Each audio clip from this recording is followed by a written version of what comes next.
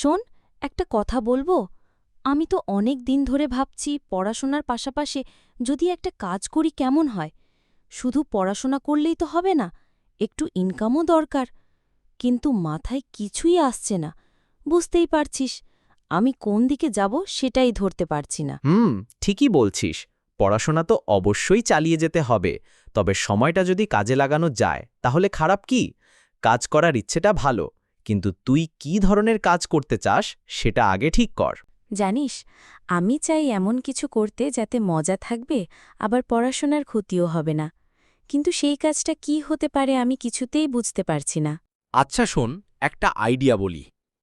এখনকার দিনে মোবাইল ফোনটা শুধু কথা বলার জন্য না, এটাকে দিয়ে অনেক কিছু করা যায়। ইউটিউব তো চিনিসই, সেখানে ভিডিও আপলোড করে মানুষ মাসে লাখ টাকাও ইনকাম করছে। তাই নাকি?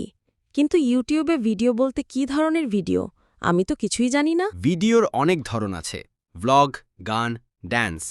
কিন্তু যেটা সবচেয়ে সহজ আর মজার সেটা হলো কার্টুন ভিডিও। মোবাইলেই এখন কার্টুন বানানোর অনেক অ্যাপ আছে, সেগুলো দিয়ে চরিত্র বানানো যায়, গল্প বসানো যায়। চাইলে তুই আর আমি মিলে এটা করতে পারি। কার্টুন ভিডিও দারুণ তো শোনাচ্ছে, কিন্তু আমি কি পারবো? আমি তো এডিটিং কিছুই জানি না।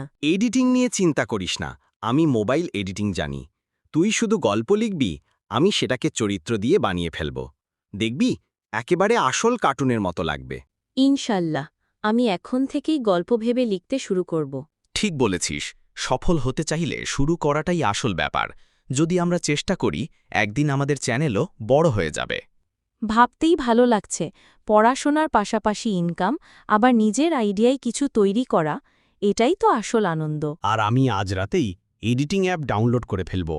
কাল থেকেই আমাদের প্রথম কার্টুন ভিডিও বানানো শুরু হবে।